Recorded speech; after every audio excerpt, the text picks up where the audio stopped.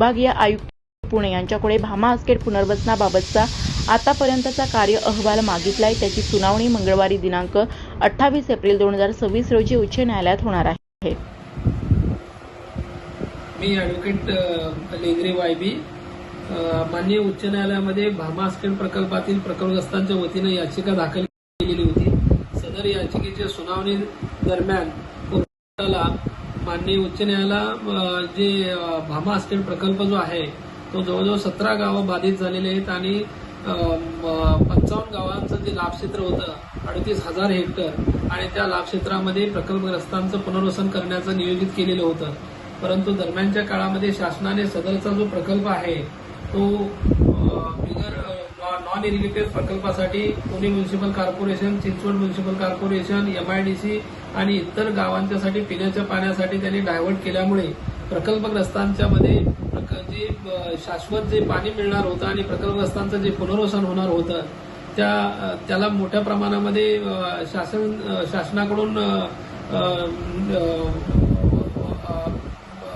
शासन धोरणानुसार सदरचं पाणी हे बिगर शेतीसाठी नियोजित केल्यामुळे प्रकल्पग्रस्तांच्या पुनर्वसनामध्ये मोठ्या प्रमाणामध्ये अडचणी येत आहेत।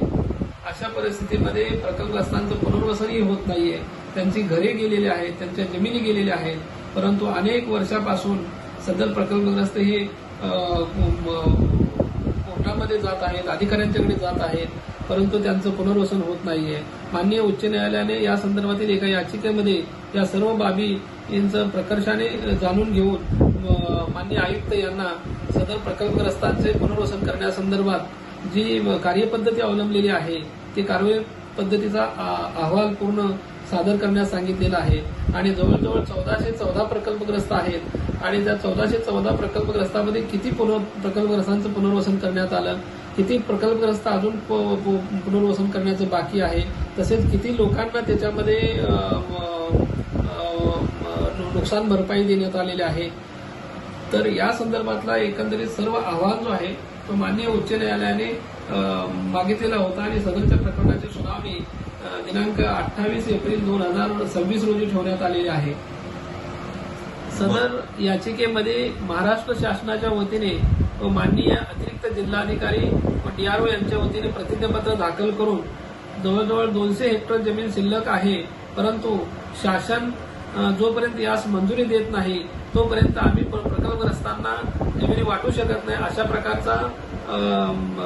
प्रकारचा मत व्यक्त केलेलं आहे।